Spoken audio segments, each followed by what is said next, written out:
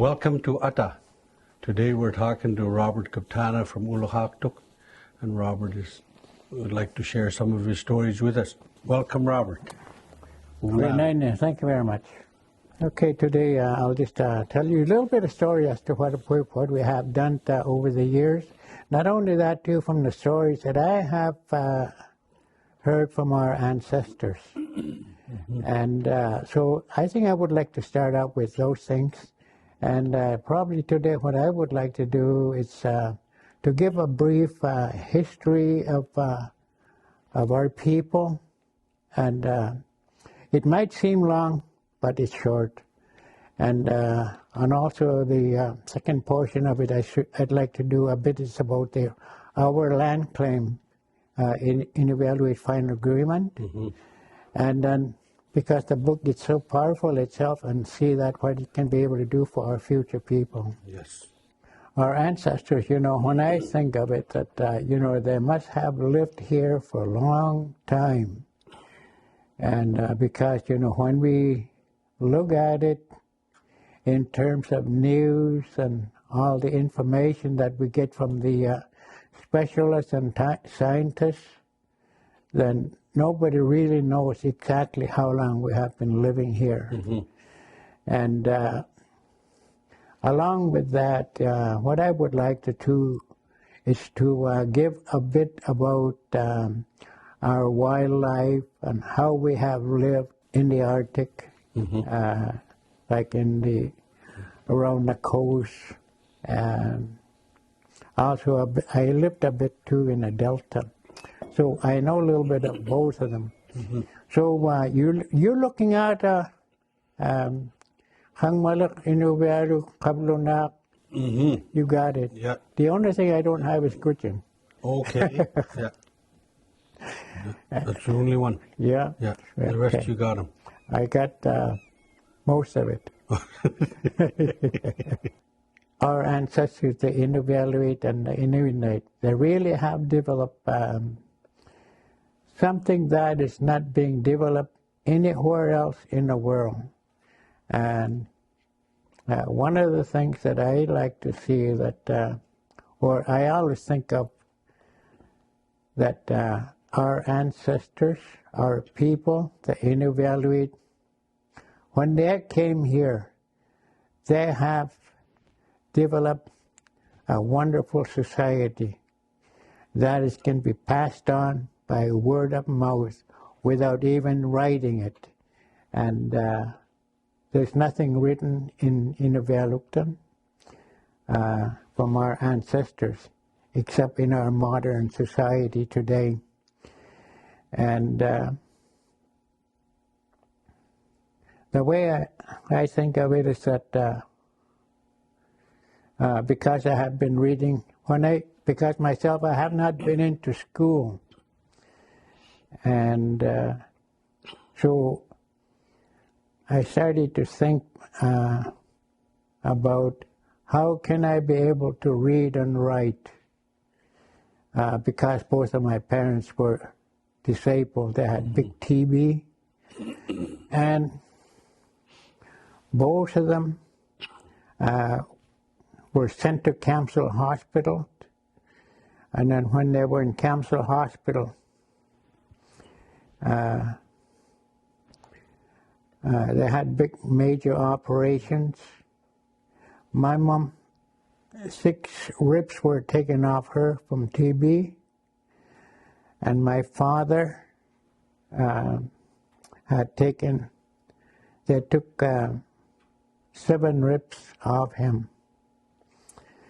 And then the way I'd like to think of it, it's that, in a combined years of where they had been in a Camsell Hospital, they both, about the same years that they have done altogether, 13 years. So 13 ribs were taken off them, 13 years they were in a hospital, in Camsell Hospital. And so because both of them, they were disabled, so I had to learn how to live with them and do chores. So that's what I did. And one of the things that I always like to tell about is the first caribou I got. I've seen my Uncle Morris and Philip and a few other people get caribous, but I've never seen caribou by myself all alone. And at that time I was 9 years old, and we were with Frank and Hester Cockney and their children in Jessie Bay. So one morning I decided that I'm going to go hunt caribou for them. I don't know how far I'm going to go. And I had one ugly rifle, single shot Cooey. And because it was so old, that rifle, I don't know how long my dad, he got it from somebody, that it fires only once in a great while. And then when I saw the caribou, I crawled to it because I was so small and all that, because I was only 9 years old. And I remember I had a little sealskin pack sack. And in it, I remember I got a knife, maybe a few shells, and my rifle 22. So when I crawled to the caribou, I probably was only about 50 feet away from it. And then so put the shell on. When he was standing, I shoot, click, nothing happened. And then so right there. And I can't hardly speak English, maybe I could hear a little bit, understand a bit. But so I changed the shell and 22 long rifle, change it, and I shoot. When I shoot, this time it fired. And because the way that my parents always tell me about, if you're going to shoot an animal with a small rifle, don't shoot him in the neck or any other part of the body. You have to shoot it maybe about 2-3 inches behind the arms, right here. And they tell me that's where the heart is. I've never seen a caribou heart before. So I followed their advice, and when I shot this time, the caribou, I thought I missed it. It jumped up and went for a full gallop, must be about 100 yards. Yeah. And then that caribou, it was a big bull. I didn't know it was a bull, Yeah. And then the full gallop, his front legs came up and then down he went, I was wondering, gee, I wonder how can we die like that? I didn't know because I never seen caribou fall down before. So I went to it. It was only about 50 feet away. Oh, no, by then it was a long way. Yeah. It was about 100 yards. And so when I went to it, I was scared to go to it. I had a shell in my rifle. And I don't even know if something happened, if it's going to shoot or not, because most of the time we don't shoot. So right there, what I did, I went up to it really slowly and poked it with my gun. It's dead. Yeah. I find out it's dead. So didn't know how to skin it, didn't know what to do, so look at it for a long time. So finally I decided I'm going to get a piece from the easy part, from the hind leg, get a piece of meat, maybe about a couple of pounds, and then walk back home. I was about maybe 40 miles, 4 miles away from from our camp. Yeah. So when I got back, I was really dead tired, and finally made it home. And then so my parents could see the piece of meat. They knew that I got caribou. So, but Daniel was really tired too, so they let me sleep. I don't know how many hours, and then after I sleep, have some tea and bannock, and we all took off. There was my dad, Frank Cockney, Jim and Angus Cockney, and myself. Yeah. And I had to guide them, so we got it. And plus, we had about maybe five pack dogs and walk. And then so they skinned it, and then after they skinned it, we put it pack up with all the dogs. We didn't even have to carry anything. So that that was the first animal that I saw by myself. Yeah. But anyway, just getting back to the bit of a history of our people. The way I think of it is that when our people came to around here, I think because I have learned how to read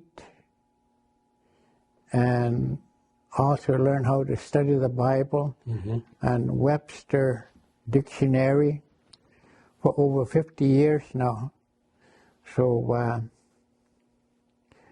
I did a little bit of study and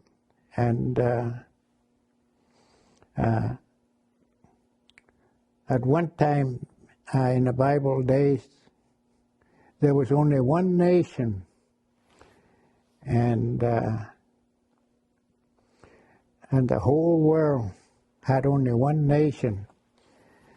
And at that time, they built the Tower of Babel and City of Babel. So when they were there, and they get so powerful, those people, because nobody else could go against them. There's nobody to go against them. So they began to even rebel against God, and that's how come they were building the tower. One morning, God put different language in but the whole, one family had one language, another family the same language, so they probably would say, Tabangnak, what's the matter with you, who you with, Kale, all kinds of different words, which at first where they had one language. So they get mad at each other and everybody split up. And the way I studied it a bit, that the Bible scholars and specialists, they have come to conclusion that all that happened was about 2,500 years before Christ. So, when I think of it, so we must have lived here for a long time. That's how come everybody the Inuvialuit and Inuit really have developed very specialists and specialize on the things that they do, even though there was no new investments or invention, nothing. And they even forgot all about other people in the world because they never contacted with anybody. I'm so thankful for our ancestors, and many people are thankful about it too, because we're in a land of peace. Where in the Arctic it was too cold for other people to come around, I guess, so only the Gwich'in and First Nations and Inuit came around here. And then when they came around here, they developed things that is not seen anywhere else in the world. They discovered about many things. One of the discoveries was how to harness the snow and make igloo out of it. And then the other one was that how to hunt the animal even if you can't see it. And so one of them is that the main thing they use is dogs and for smelling seal holes. And because, they have discovered many things about animals. One is that the seals, they make seal holes, ugglers on the ice, and then they use them for breathing holes. And then some of them are close, some of them are furthest. There's many of them. They're about 200 yards in distance each. The seal itself too, they must be pretty smart in their own world, because even though it is pitch dark, they probably use scent and other things that because they can't use other sounds like whales and stuff like that.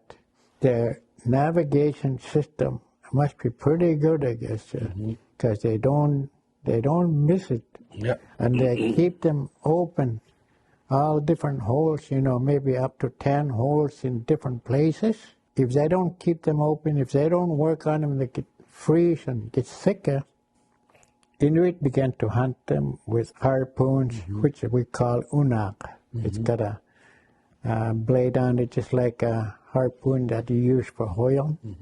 And they make rope out of sealskin for the harpoon itself. So they would hunt those seals, and they use it for everything, like for clothing, food, heat, cooking, about everything. And One animal, yeah. They discovered that, they could use one animal for many things, everything, even if you don't have wood or no fire, nothing. And they use also flint stones to make fire in the khullak. And there's only a certain place that you could get it in our area, maybe one or two places, and they're in a distance. But anyway, just getting back to the seal again itself, we know that you could do many things in pitch dark. I don't think they used their eyesight very much at that time, because I think they use their nose, their ears, when it's really dark. So now we're coming to the lunar system, how that the seals use the lunar system itself. The seal itself lives in the ocean, in the ice, no land, nothing. And yet there are many creatures, from creatures all the way to little crawly little things in the ocean. Because the moon itself, when once it first come around in the first quarter, there's a lot of magnet in it, and a lot of currents under the ice. So when there's a lot of currents under the ice, the seal itself, he would begin to see that, the moon is back. And that's when the animals get all excited. The people themselves, they knew it, the Inuit or Inuvialuit, how that animals go. So at that time, seals began to do a lot of hunting for their food. And you wonder why seals are the fattest during a cold winter. The fat get really, some seals could get really thick. And in summertime, they get really thin. Get so thin that when you shoot them, they sink. But in the wintertime, they float high. So it's because, they're eating lots. From the little crawly things and creatures and seals, now there's something else is out there, which he has discovered many years long before of anybody, I guess. His name is Nanook. Yeah. Although, it's under the ice. When he see the moon first come, he knows that there's lots of things going on underwater. And that's when the seals get all excited and begin to hunt for their food. Then, you know, they often come to their seal holes and stay there, digesting their food. And so polar bear would walk along either the cracks or along the little bit of rough ice. And then when he find a seal hole, he would wait. And when he wait, I seen one of them. He scratch around on top first, and then wait. And then when the seal come up, go for it. Sure enough, after a few minutes, couple of minutes, maybe not even a couple of minutes, you pull him up.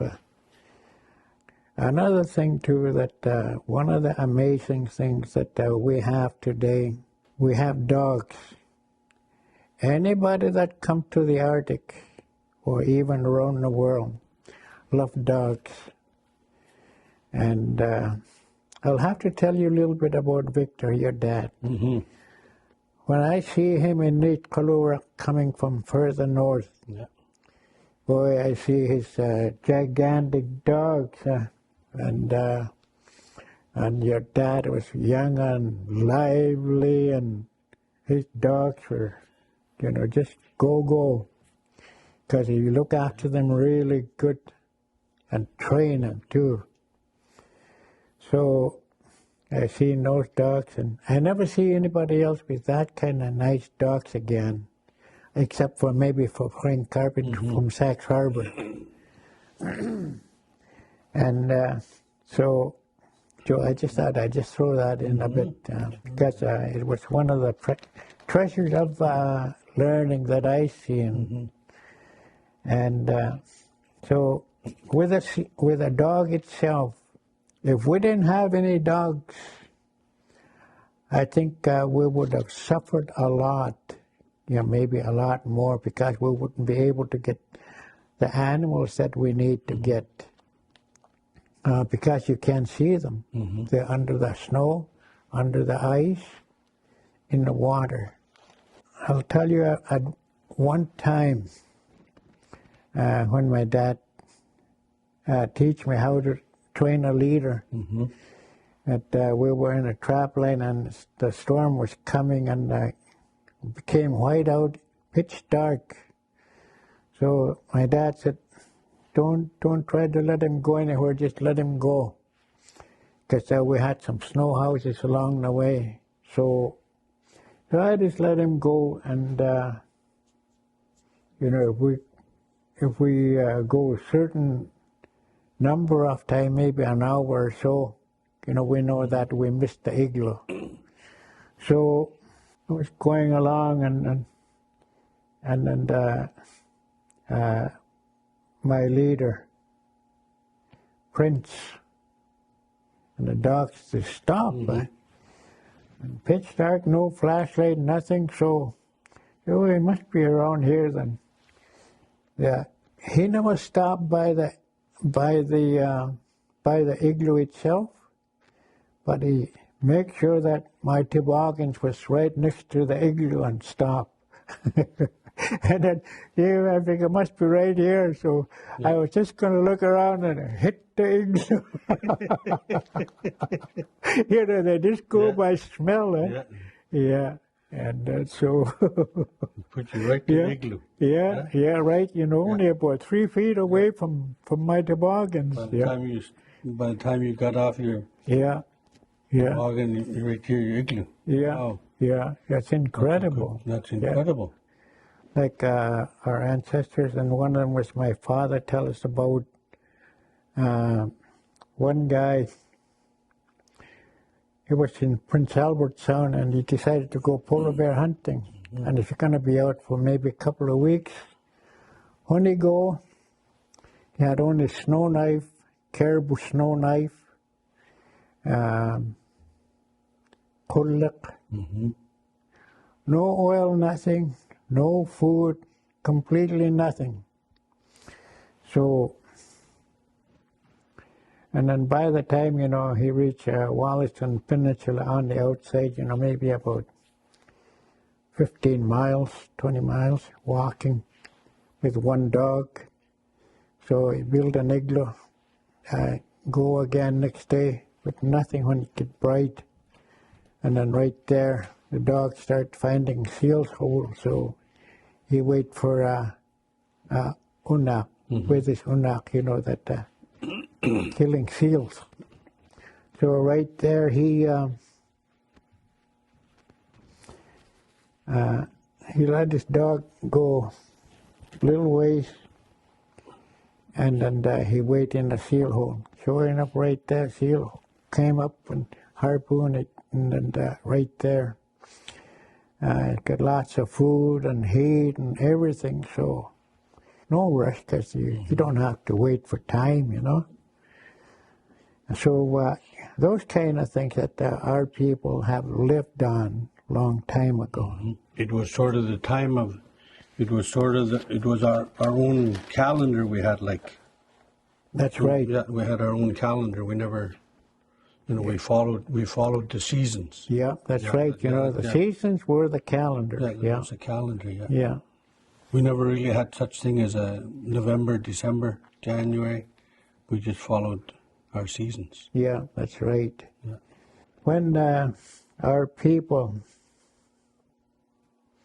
they came, there were everything that they needed.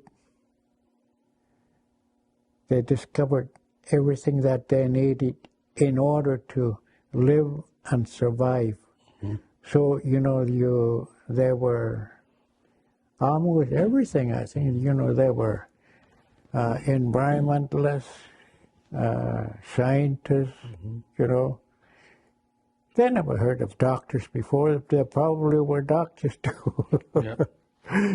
Yeah. And they were nomadic people. Their home was out there with the seasons, with the animals, with the environment where the animals travel to, because the wildlife itself, they don't stay in one spot. They follow the seasons as well.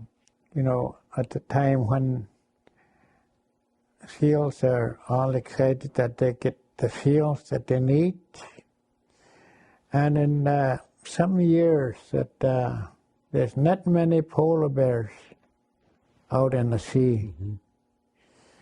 And if they do come out where they roam around, they'll come for an average of 4 days out of a month. And if you miss that, then you see only old tracks and no more. Where they go, we don't know. And but anyway, when that happens,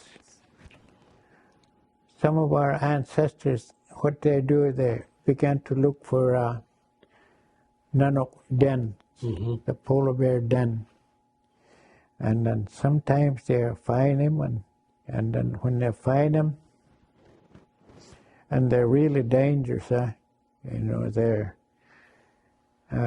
when they find him, because the polar bear could hear them walking on the deep, hard snow. They start to dig, because they're so dangerous. When they're digging, they would start hitting the feet, and then that's when they quit digging. They were digging towards people.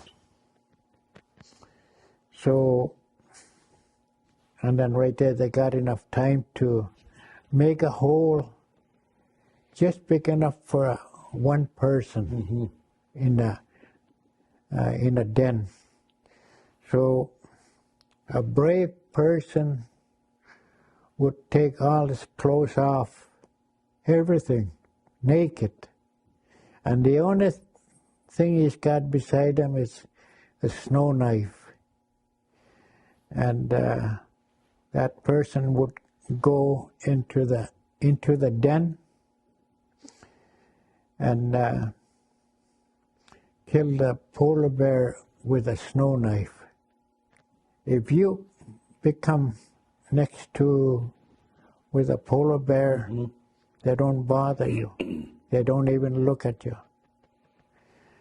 And some of them say that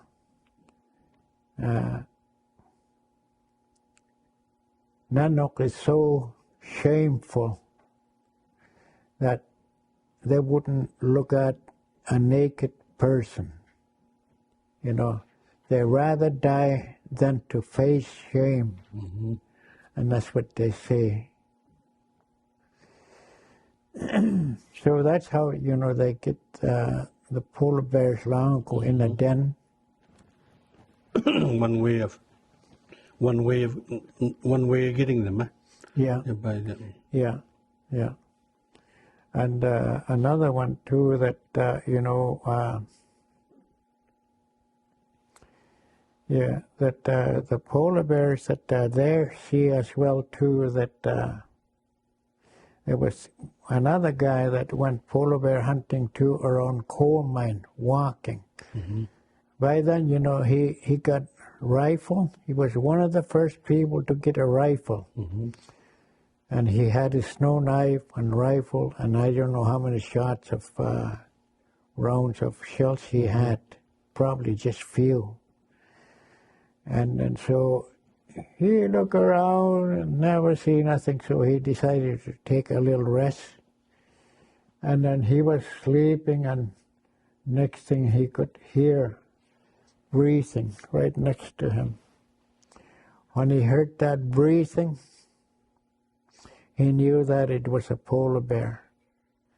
So he never even opened his eyes and never grabbed nothing. And he knew that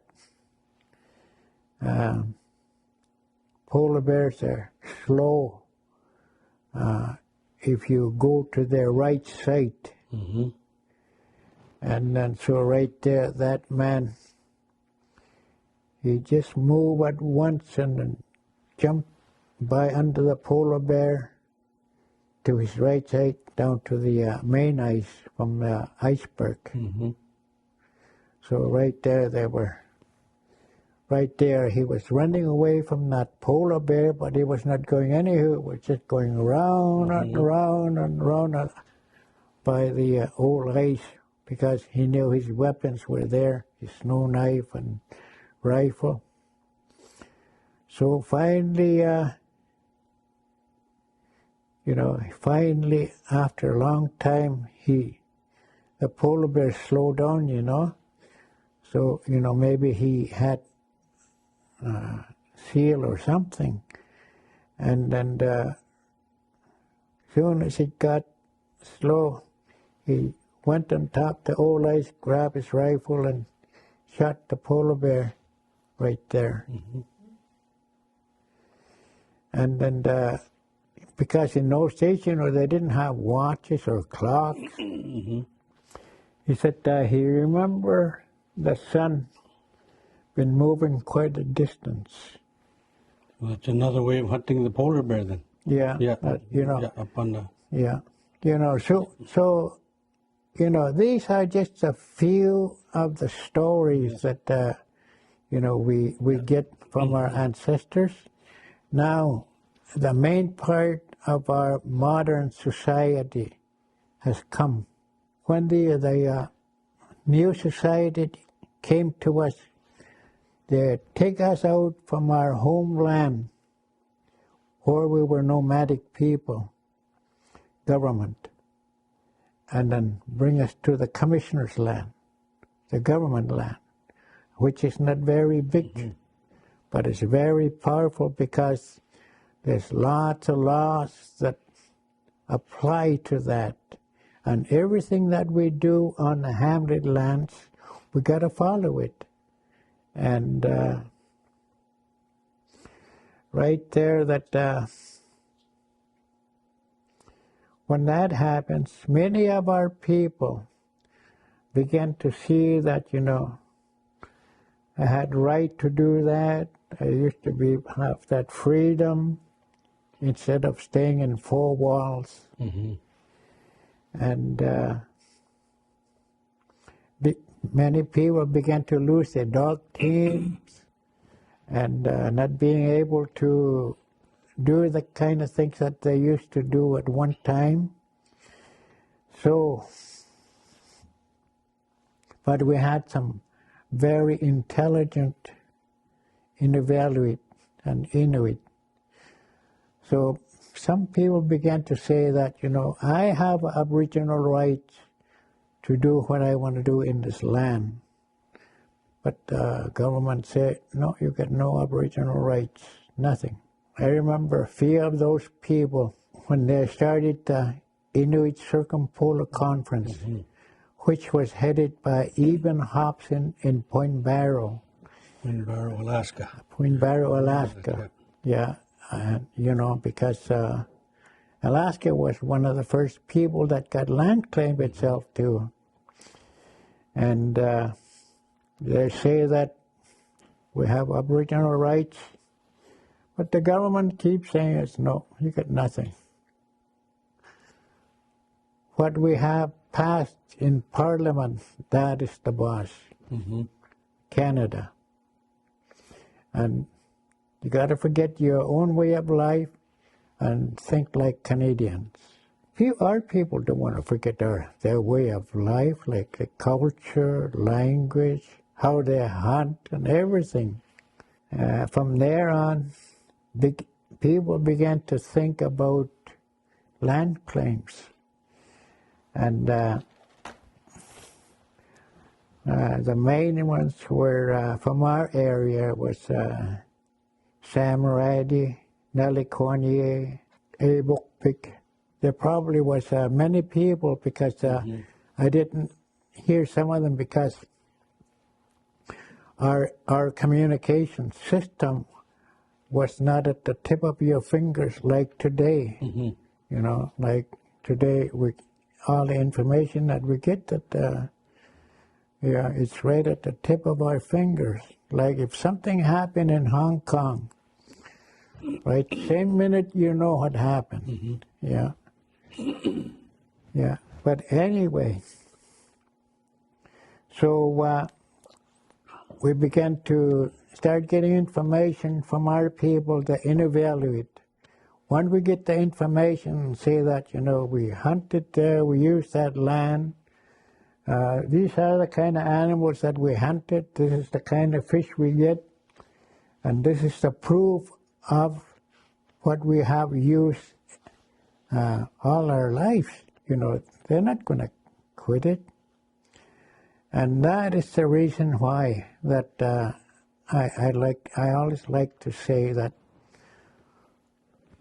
Inuvialuit Final Agreement has the strongest components probably in North America because nobody else has exclusive hunting rights into certain animals. And those animals, that is what we survived from. This is what our history was made out of, from the wildlife itself. Mm-hmm. If it wasn't for those wildlife, we would never be around here today. If we could show the kind of what we have, mm-hmm. because our society was made up before Canada was born. Our people lived here for a long time. And then, so the negotiations began with the government of Canada, Northwest Territories, Yukon. And at the same time, there was a lot of pressure out in the Beaufort Sea, in the Delta, from the oil companies. Mm-hmm. Everything was booming. And we never think of boom and bust in those days. So when that happens, we had to break away from Nunavut proposal, mm-hmm. and set they're negotiating the Inuvialuit land claim.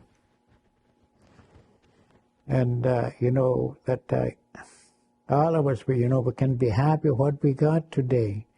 Even when there's a slowdown of boom and bust, our land claim still stands. It's very powerful.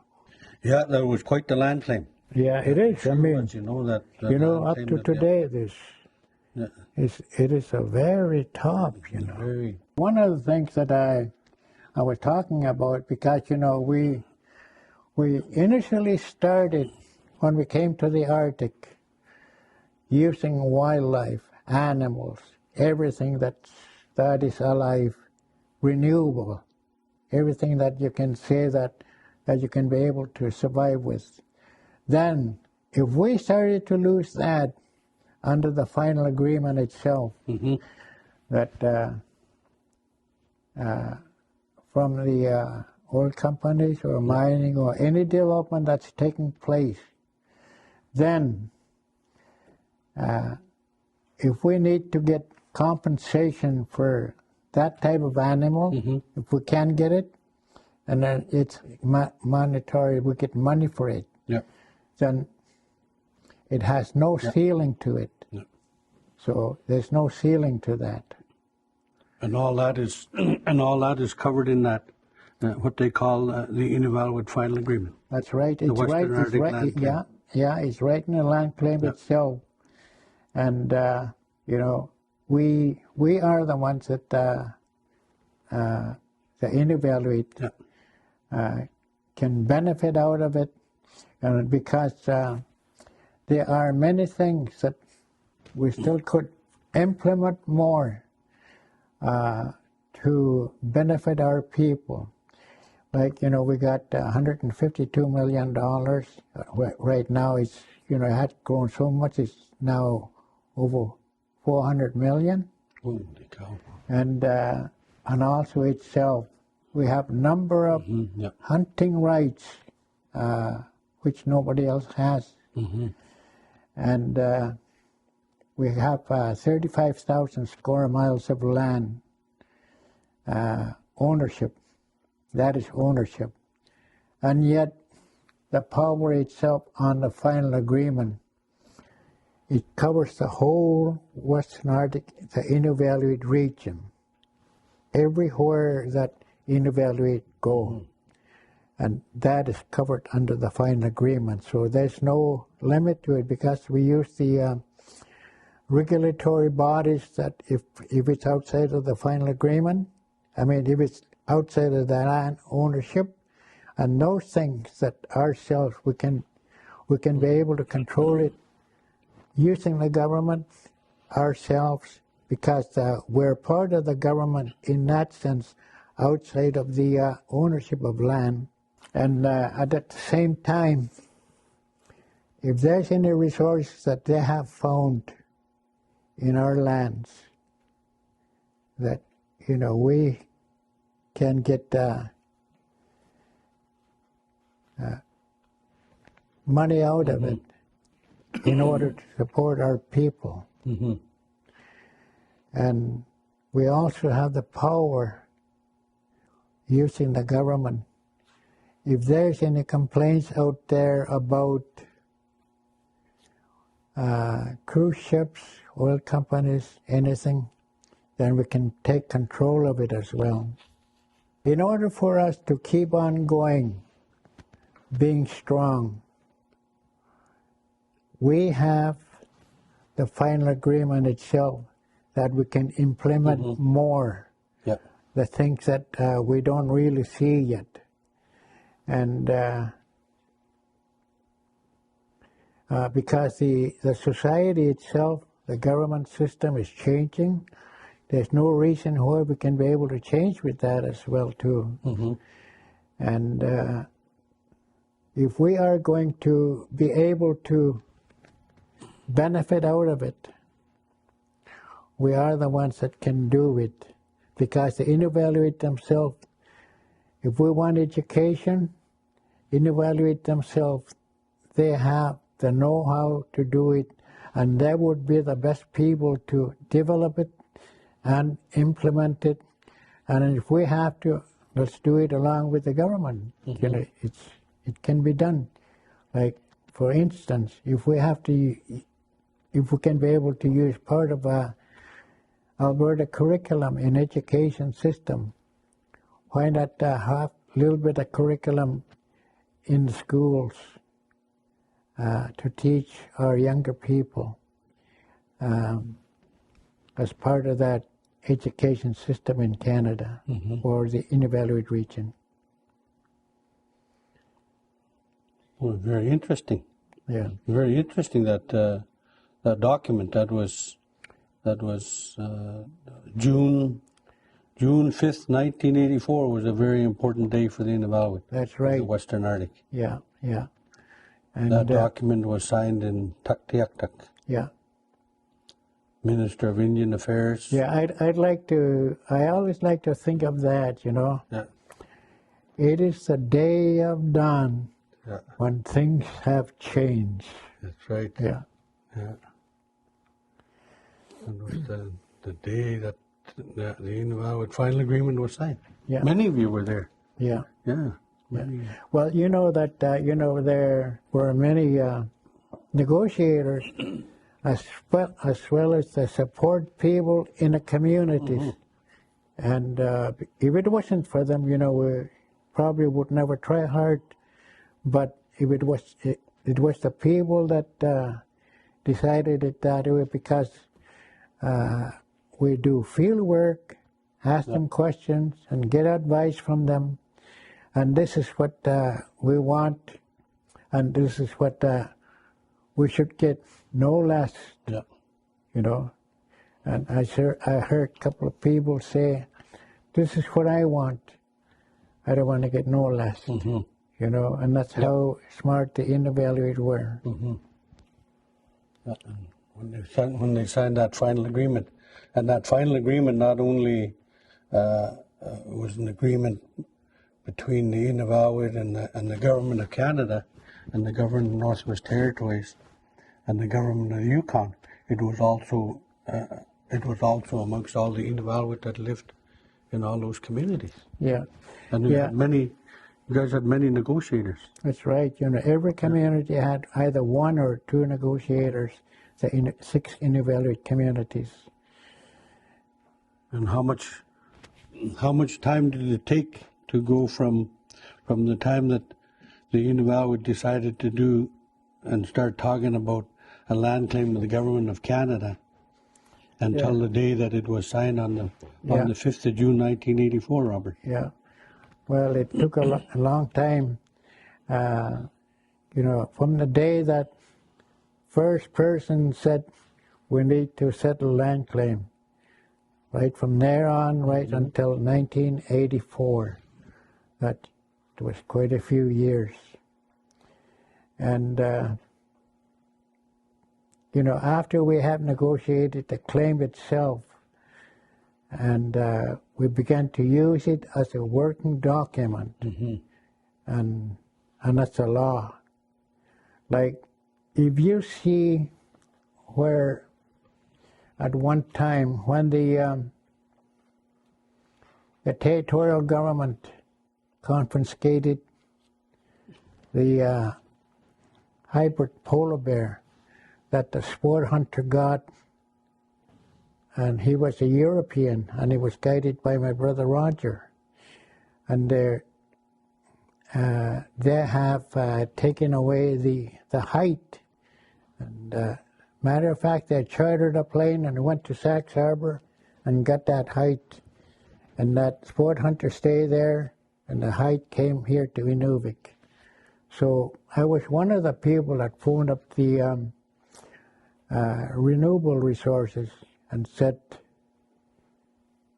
you can't take that height away because the final agreement itself, it was negotiated by the federal government, by the Inuvialuit, and that in the final agreement itself, we have exclusive hunting rights to polar bear, grizzly bear, and black bear. So they had no choice but bring it back to that person. Otherwise, they would have been breaking the federal law. They would have been breaking the federal law by removing it from the ISR. Yeah. From the ISR. That's right. Yeah. Because as long as it stays in the ISR, it's sort of not too bad. That's right. But if they moved it some other place, yeah, that's a lot of power, eh? Oh yeah, it is. You know, that is the kind of power that our final agreement has. Like nobody else can tell in the Inuvialuit that you cannot hunt this or you cannot hunt that. Yeah, this is what we have. That must have been very similar. I remember back in the 1990s, they wanted to hunt that bowhead whale. Yeah. And didn't they use that document? Didn't they use some of that document of the Inuvialuit final agreement? Oh yeah, that's right. Because although it's not stated in the final agreement itself, but the Aboriginal right was there because in 1976, when Calder case took place in BC, Nisga'a Indians, the Supreme Court of BC said that, the way it started, this Nisga'a Indian said, I got Aboriginal right to hunt anytime I want, but the wildlife officers and the law said, no, you can't hunt. So he shot ducks off season. So they arrested him right there, and then they went on to different courts, and it ended up in the Supreme Court. And then when that happens, the Calder case, there were 7 judges, and 3 of them said he's got Aboriginal rights, and then 3 of them said they don't have Aboriginal rights. So the chairman of the Supreme Court had to break the tie, and then when he broke the tie, it was so unexpected by federal government.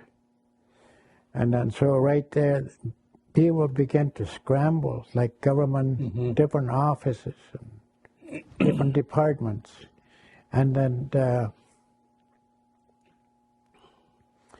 that the Calder case came to the chairman itself. So when that happens, that because the federal government had no more time, they knew somebody else will challenge it again in a new future. Yeah. So right there, it was a big boost for the land claim itself. And they developed native claims policy in Canada within 6 months.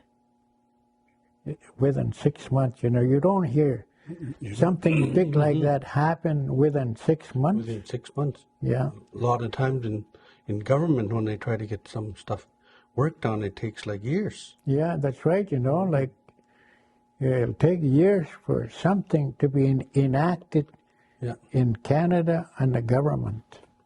And this case took 6 months. 6 months, yeah. From the time that they decided to do that. Yeah.